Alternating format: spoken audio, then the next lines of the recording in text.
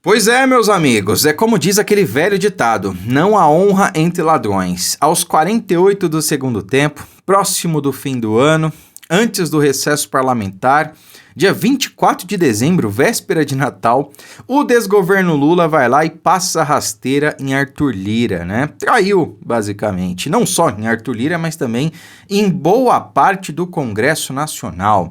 A gente sabe que aquilo ali funciona à base de acordos, né? No toma lá da cá. Essa é a maneira de governar do desgoverno Lula, usando o nosso dinheiro para controlar o Congresso, via emenda parlamentar, via cargos, via ministérios, né? Já anunciou, inclusive, que vai fazer aí uma reforma ministerial o ano que vem, né? Vai diminuir os 40 ministérios para 22, no que era no governo Bolsonaro? Não, é mais provável que aumente.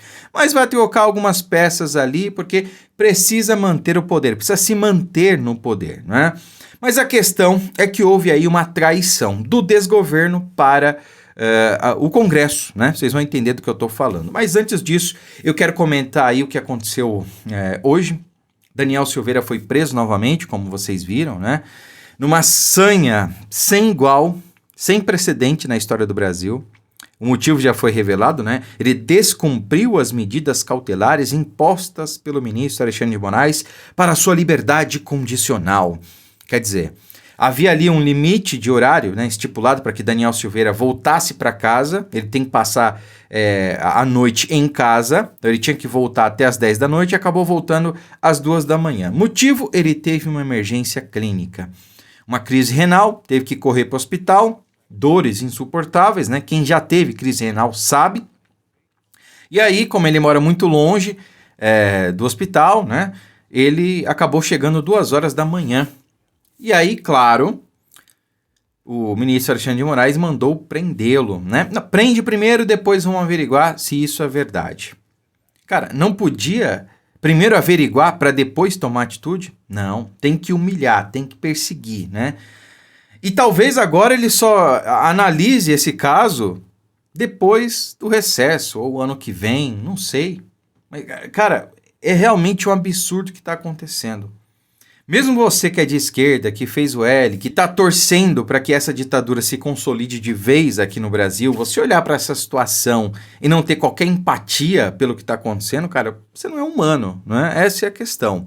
Mas boa parte dessa gente que apoia aborto, que apoia supressão de liberdade de expressão, né, não tem qualquer humanidade.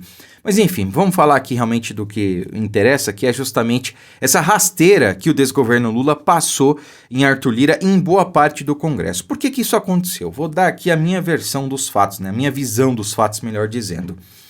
O Lira, ele deu uma declaração na semana passada sinalizando aí um apoio ao presidente Bolsonaro em 2026, né? Ele falou, olha, o líder da direita é Bolsonaro e naturalmente ele deve ser o candidato, né? E também sinalizou que a PEC que visa anistia ao pessoal do 8 de janeiro, né?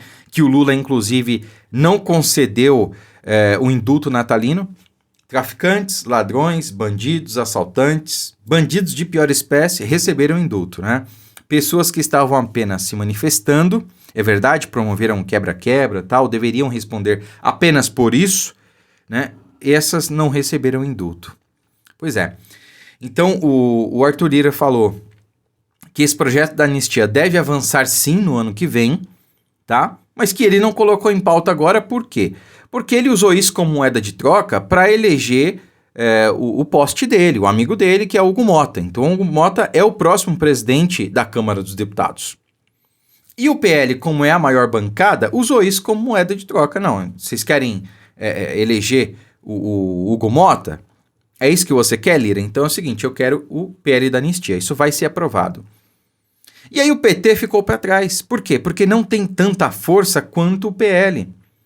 E o pessoal de centro, que está percebendo que o Brasil está ladeira abaixo, que está percebendo que não adianta jogar com o governo Lula, senão eles não serão reeleitos, estão sinalizando para o outro lado.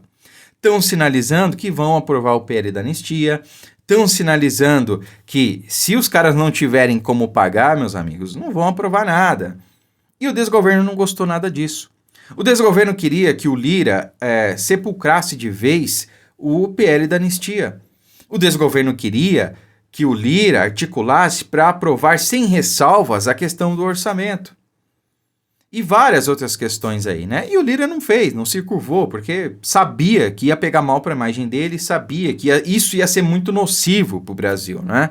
Então, o desgoverno agora resolveu retalhar, né? Pô, vocês não vão tirar esse negócio de anistia em pauta? Então é o seguinte, eu vou fazer o comunista Flávio Dino, né? Ele mesmo disse que era comunista,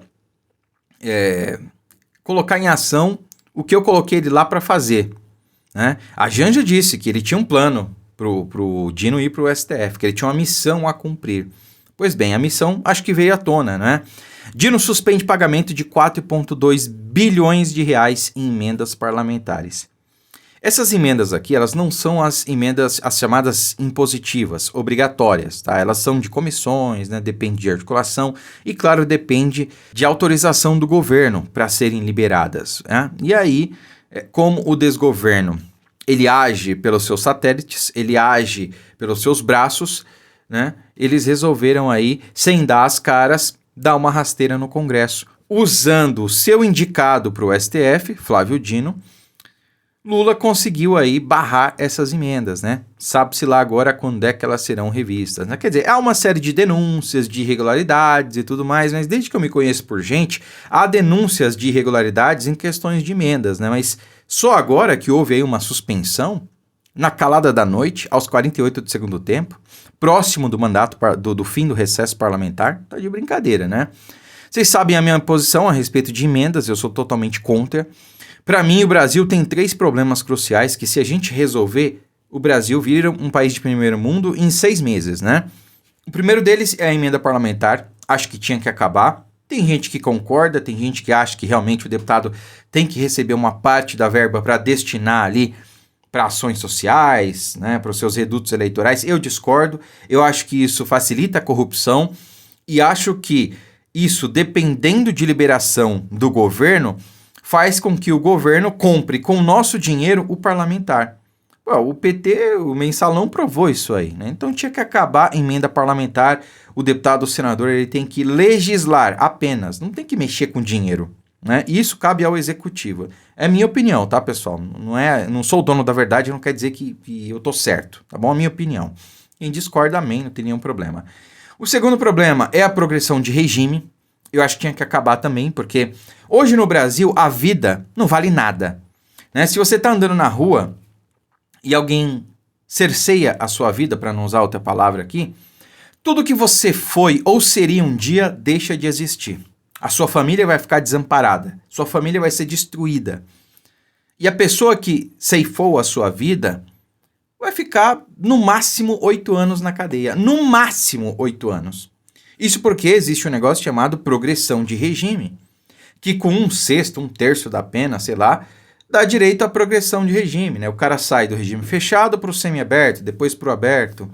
Então quanto é que vale a vida de alguém aqui no Brasil? Não vale nada, a lei é uma piada, a progressão de regime é uma piada, né? Essa é a questão. Então tinha que acabar. Se acabar com progressão de regime, o sujeito saber que se ele pegar 10 anos numa condenação, ele vai ficar os 10 anos preso. Se ele pegar 30 anos, é 30 anos preso.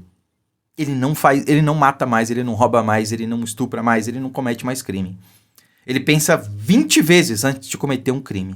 Agora hoje a lei basicamente incentiva o sujeito a cometer crime, né?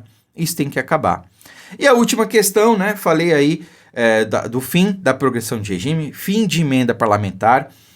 Tem que acabar também essa coisa de foro privilegiado, foro por prerrogativa de função. Então hoje o deputado, ele não fala, ele não toma atitudes, ele não vota a favor de certas leis e contra certas leis com medo de ser retalhado pelo Supremo Tribunal Federal. Quem julga o Supremo é o Senado, quem julga o Senado é o Supremo. Tem como dar certo um país desse? Não tem. Tem que acabar. Parlamentares têm que perder prerrogativa por função. O STF tem que se apenas julgar questões constitucionais e nada mais. Não tem que julgar parlamentares. É justiça comum para todo mundo. O representante do povo não vai ser julgado por quem o povo é julgado, por um juiz singular. É uma piada. Então, resolvendo essas 3 questões, resolve o problema do Brasil, tá? Então, sou totalmente contra emenda parlamentar. Mas desde que eu me conheço, existem denúncias de irregularidades e tudo mais. Por que só agora estão sendo suspensas? É porque, na minha visão, o desgoverno está retalhando. O desgoverno está dando uma rasteira em Arthur Lira. E é bom que seja isso mesmo. Né? Quer dizer, pelo menos eles vão ver que a água bateu na bunda, que não tem como fazer acordo com gente que não cumpre a sua palavra, e não dá para confiar nessa gente. Me referindo, claro, ao desgoverno Lula. Né? Quem sabe assim essa gente perceba, olha, se a gente realmente não aprovar a anistia e demais pautas que o Brasil precisa para ser pacificado, para seguir em frente, em 2026 o recado será dado nas urnas. É isso, meus amigos. Curta, comente, compartilhe esse vídeo. Um Feliz Natal para você, para sua família.